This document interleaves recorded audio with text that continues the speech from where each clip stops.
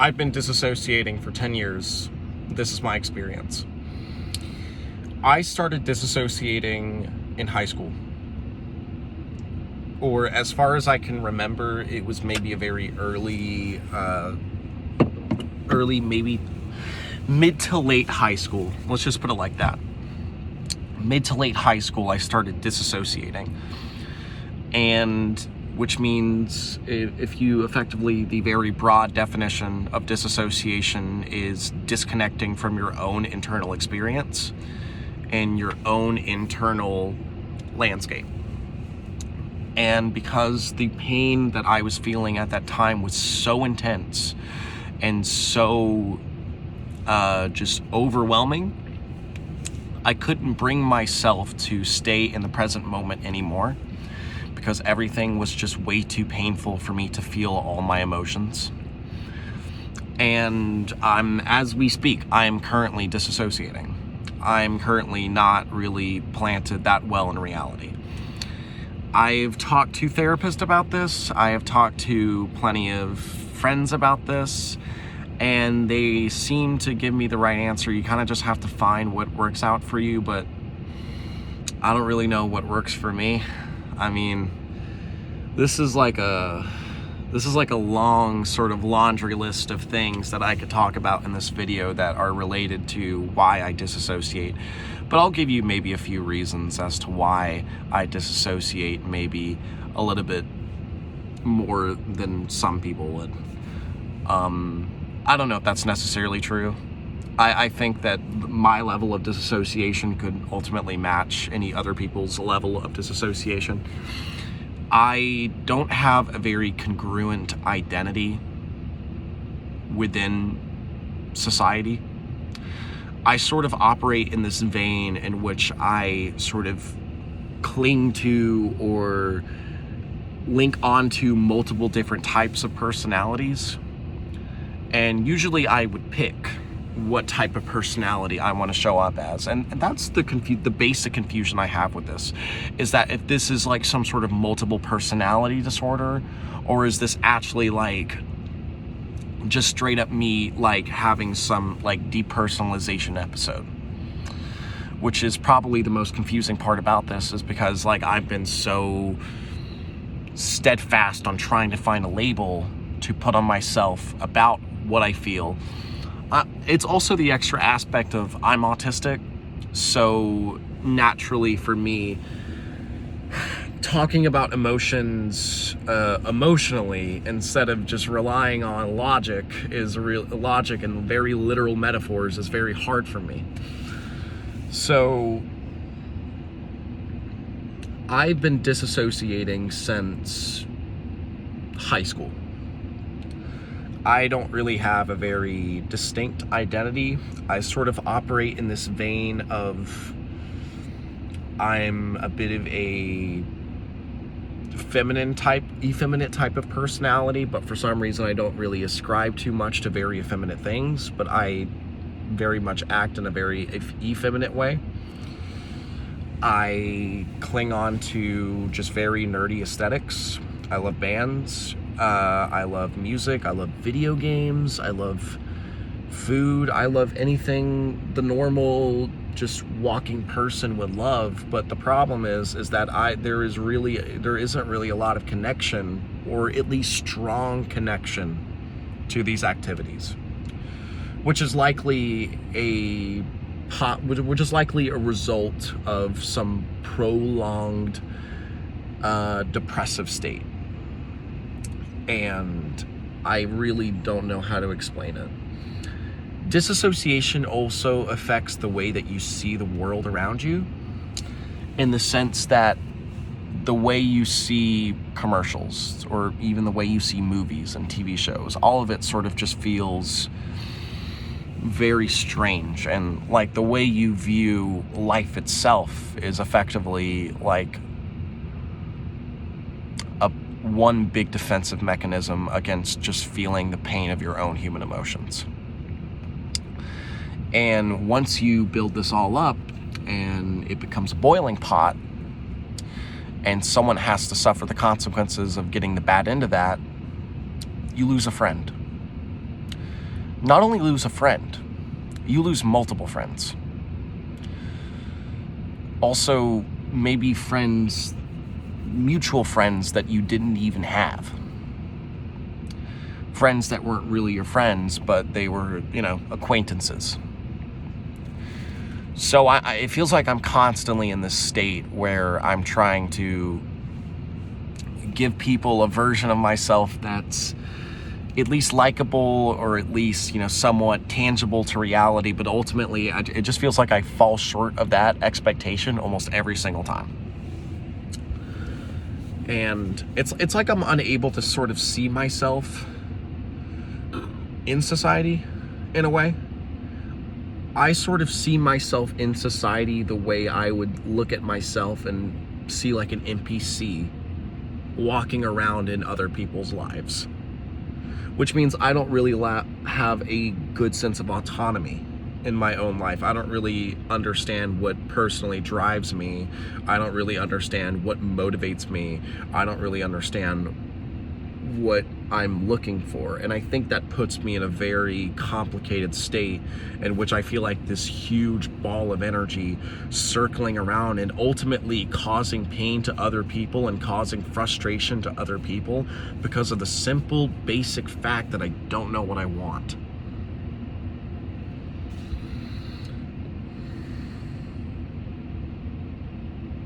And it's frustrating. It's frustrating because this isn't like an easy fix.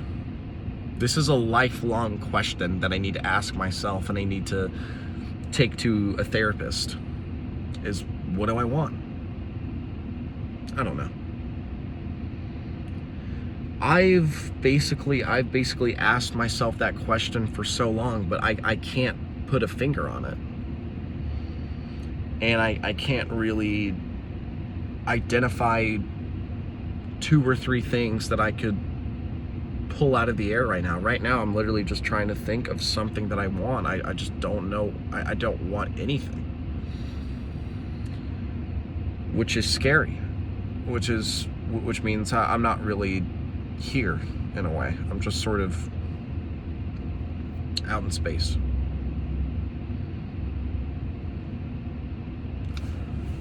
And maybe someday that will change. Maybe I'll realize that the true magic that comes from life is just like the recognized ability to fully just understand the self and understand and nurture the capacity to develop a sense of, or like a greater sense of gratitude, or like a greater sense of belonging in the universe. But I don't think I've ever really reached that point in my life yet, because it's been a lot of really rough times and a lot of really disturbing, painful memories of certain things that happen in school, certain things that happen with people that I know, childhood,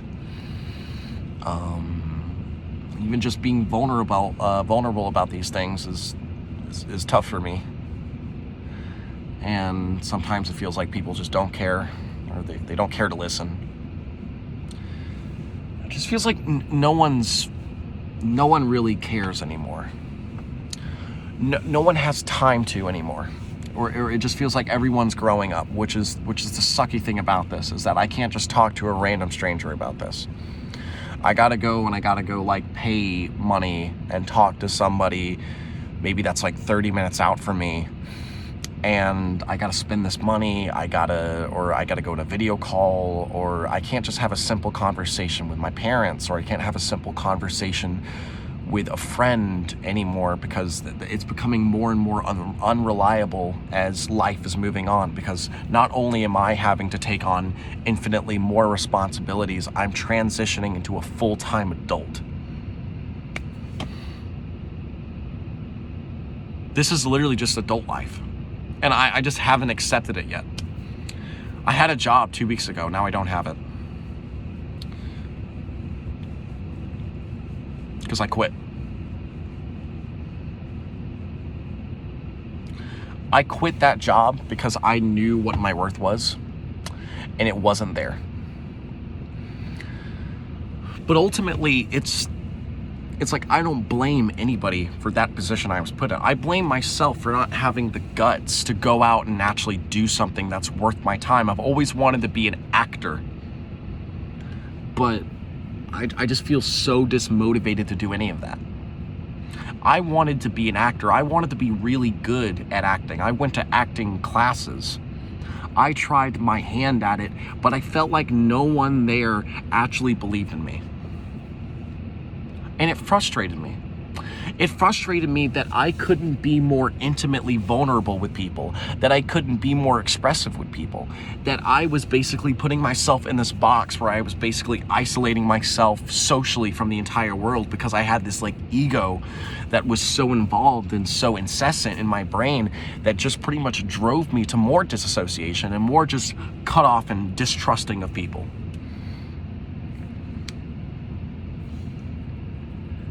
Which has led to this very spiraling, formless identity, which it almost feels like a comedy at this point, because I see videos like this all the time and they just play out the same exact way. I see this pattern play out the same exact way, and that's the scariest thing about it is like, it's like I've seen this thousands of times. I've seen this dead headspace thousands of times. I've seen this play out so many times at this point that it frustrates the hell out of me.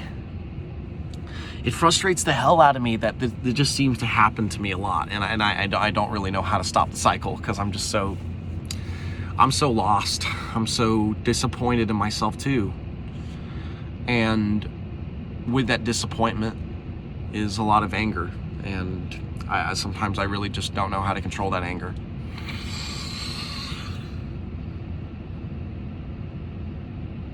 I gotta put a stop to it.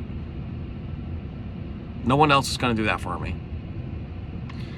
I gotta make some effort to take control of my life because others won't do that for me. I gotta start doing my clothes. I gotta start getting a job. I gotta start treating people with respect. I gotta start growing up. I gotta start getting over everything.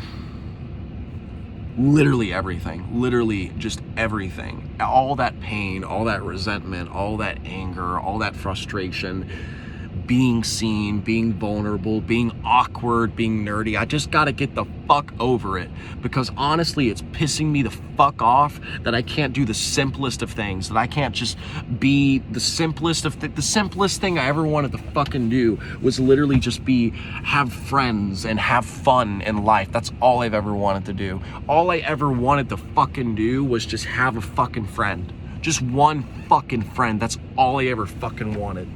And I pissed it away, just like I piss everything the fuck in my fucking life. Everything, I just piss it away constantly. I piss it away so bad that I just fuck everything up.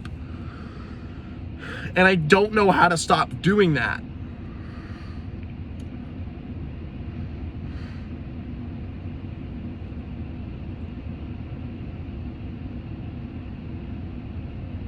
Because I'm tired. I'm tired. Life fucking sucks. Life fucking sucks. It's fake as fuck. And it sucks. Everything is fucking fake, dude. Everything is fake. I'm not even real.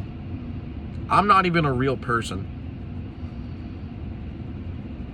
I'm just another fucking NPC, man.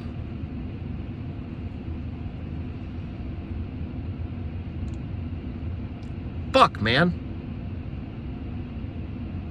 I wanted to be somebody. I didn't want to be this. I don't like this.